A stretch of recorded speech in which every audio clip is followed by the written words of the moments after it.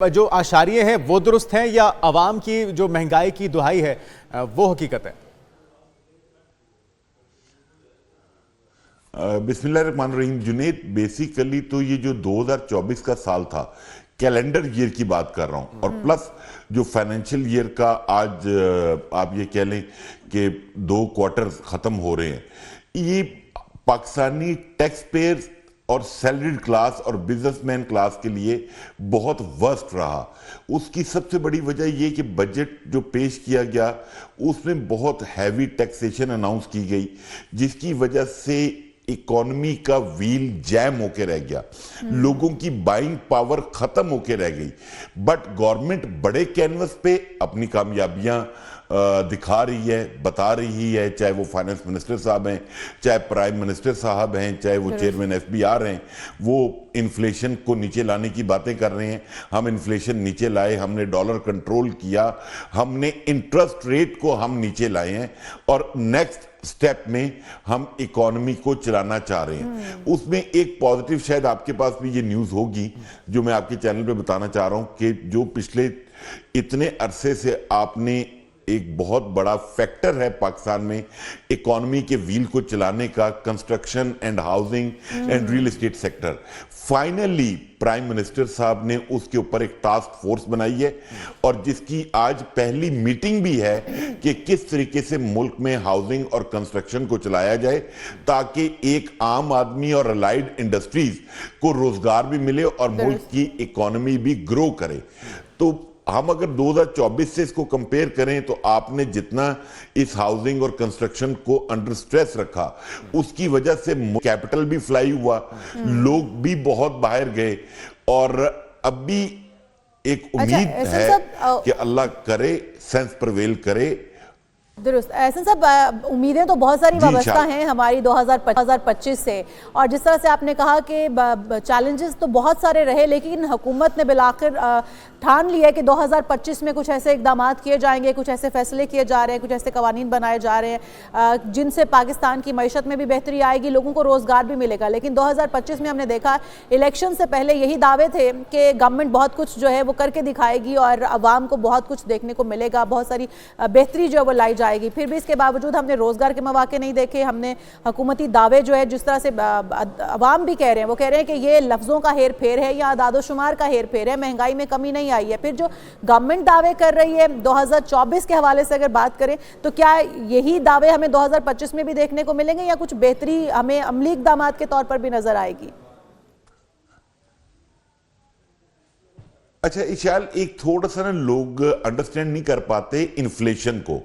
Inflation की जो percentage 35% से आज 4% पे आई हुई है, ये बेसिकली महंगाई कम नहीं हुई, महंगाई बढ़ने की स्पीड कम हुई है। महंगाई बतदरीज अभी भी 4% की स्पीड से बढ़ रही है। तो बेसिकली इस फैक्टर को समझने की जरूरत है। बाकी मैंने आपसे जैसे अभी कहा कि अभी गवर्नमेंट के पास कुशन अवेलेबल है, और गवर्नमेंट चाह भी रही है कि इकोनॉमिक एक्टिविटी स्टार्ट हो, क्योंकि गवर्नमेंट पे भी इंडस्ट्रीज का बहुत प्रेशर है कि गवर्नमेंट डिमांड्स क्रिएट करे। और अगर आज भी गवर्नमेंट कोई और इनिशिएटिव नहीं लेती, तो अभी जितना कैपिटल बाकी रह गया है वो लोग भी बाहर, टर्की, दुबई, मलेशिया, वो भी मूव ऑन कर जाएंगे। तो उसके लिए बहुत जरूरी है कि अगर आप 2025 में इकोनॉमिक ग्रोथ देखना चाहते हैं तो आपको हाउसिंग और कंस्ट्रक्शन को साथ लेकर निशानदेही कर रहे हैं ऐसे साहब। हाउसिंग जो और कंस्ट्रक्शन की ये बहुत ही अहम सेक्टर है, क्योंकि इसके साथ सैकड़ों और सनतें वाबस्ता हैं। क्या वजह है कि हमारी एक गवर्नमेंट आती है वो एमनेस्टी स्कीम्स दे देती है, और दूसरी गवर्नमेंट आती है वो उसको बिल्कुल ही डिस्करेज करती है, टैक्सेस की भरमार कर देती है, और फिर उसका जो हाल है वो हम सबके सामने है। एक तो इस सेक्टर में आपने कहा कि अब बेहतरी की तवक्को है, हुकूमत संजीदगी का मुजाहरा कर रही है, और कौन कौन से सेक्टर्स हैं जिस पे काम होना चाहिए? अभी तक हुकूमत की तवज्जो नहीं है और उसमें पोटेंशियल देखते हैं आप। जी जुनेद, आपका पॉइंट और इशारा बिल्कुल ठीक है। हमारे यहाँ पॉलिसी का फुकदान है और उसकी कॉन्टिन्यूटी का प्रॉब्लम है। हमारे यहाँ पॉलिसीज बंदे की पोस्टिंग से रिलेटेड होती हैं। आज फाइनेंस मिनिस्टर चेंज हो जाएं, चेयरमैन एफबीआर चेंज हो जाएं, पॉलिसीज डिस्टर्ब हो जाती हैं। जो आज हमारी मीटिंग है टास्क फोर्स में, और इंशाल्लाह ताला इस पॉइंट को रेज किया जाएगा कि कि आपने जो भी पॉलिसी देनी है वो मिनिमम 3 to 4 years के लिए दें, ताकि उसका एक पॉजिटिव इंपैक्ट आए मार्केट में, ताकि इकोनॉमिक व्हील चले। ये जो बेरोजगारी है, लोगों की बाइंग पावर खत्म हो गई है, ये तभी स्टार्ट होगी जब एक पॉलिसी में कंटिन्यूटी रहेगी। अगर आपने 3 महीने एक पॉलिसी चलानी है, 6 महीने एक चलानी है, तो आपको उसके रिजल्ट नहीं मिलेंगे। तो एहसन साहब, क्या फिर ये हुकूमती सस्टेनेबिलिटी भी ज़रूरी है? क्योंकि हुकूमती सस्टेन नहीं रहेगी, दूसरे दिन तो हम देखते हैं कि हुकूमत बनती है और फिर हुकूमत गिराई जाती है। तो इसके लिए कितना ज़रूरी है कि हुकूमत भी सस्टेन रहे, कुछ अर्सा तो काम करने दिया जाए, तभी शायद डिलीवर कर पाएगी कोई भी गवर्नमेंट। अच्छा इशाल, इस पे ना मेरा थोड़ा सा डिफरेंट ओपिनियन है। वो हमारे काफी दोस्त साथी इस पे बात करते हैं, वो कहते हैं मुल्क में पॉलिटिकल इश्यूज ज्यादा हैं, और मैं ये कहता हूं कि मुल्क में इकोनॉमी के इश्यूज ज्यादा हैं। अगर हम मुल्क की इकोनॉमी को एड्रेस कर लें तो political issues slowly gradually die down हो जाएंगे। बट हमारा फोकस टोटली पॉलिटिकल चीजों पे है। कभी हम देख रहे होते हैं ट्रंप साहब आ रहे हैं तो शायद चेंज आ जाएगी, इस वक्त शायद गवर्नमेंट पैनिक है, इस वक्त ये हो रहा है। ये बेसिकली गवर्नमेंट अपने बिहेवियर से अगर इसको ठीक कर ले और इकोनॉमी पे अपनी लेकिन एहसन साहब, किस तरह से मईशत पर आप कह रहे हैं कि तवज्जो मरकूज होनी चाहिए, किस तरह से हो पाएगी जब एक दूसरे की खींचातानी चल रही होगी, एक दूसरे की टांग खींची जा रही होगी, पॉलिसीज बनाई जाएंगी, दूसरा आके गवर्नमेंट में जब आएगा पॉलिसीज को तब्दील कर देगा, खत्म कर देगा। तो किस तरीके से सिर्फ मईशत पर अगर हुकूमत इस्तेहकाम पजीर नहीं होती तो मईशत कैसे इस्तेहकाम हासिल कर पाएगी?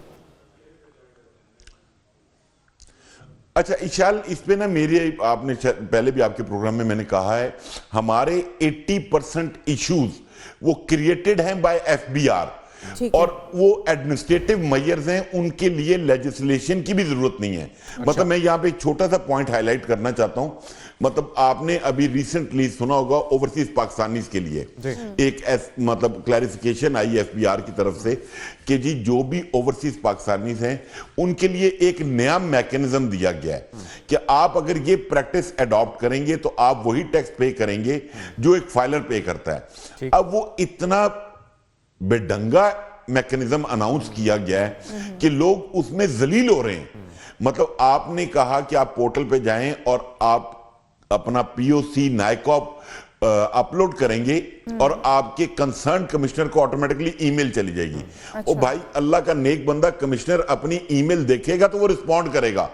और इतने अरसे में जो बाहर से, अमेरिका से, लंदन से या ओवरसीज पाकिस्तानी आया हुआ है, वो बेचारा जलील होके रह गया।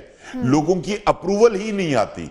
मुझे नहीं समझ आई कि जो मैकेनिज्म 30 जून 2024 को अवेलेबल था फॉर नॉन रेजिडेंट, उसको क्यों खत्म किया गया, उसके पीछे क्या मंतक थी। बट प्रॉब्लम FBI में है। अगर FBI चीजों को अंडरस्टैंड करना शुरू कर दे तो चीजें बहुत बेहतर हैंडल कह रहे हैं आप। और सिर्फ FBI ही नहीं, हमारे तमाम डिपार्टमेंट्स में प्रॉब्लम्स तो मौजूद हैं जिन्हें हल तलब जो है वो कोई हल जो उनका जरूरी है और निकलना चाहिए। बहुत शुक्रिया एहसन मलिक साहब हमारे साथ मौजूद थे, माहिर मईशत।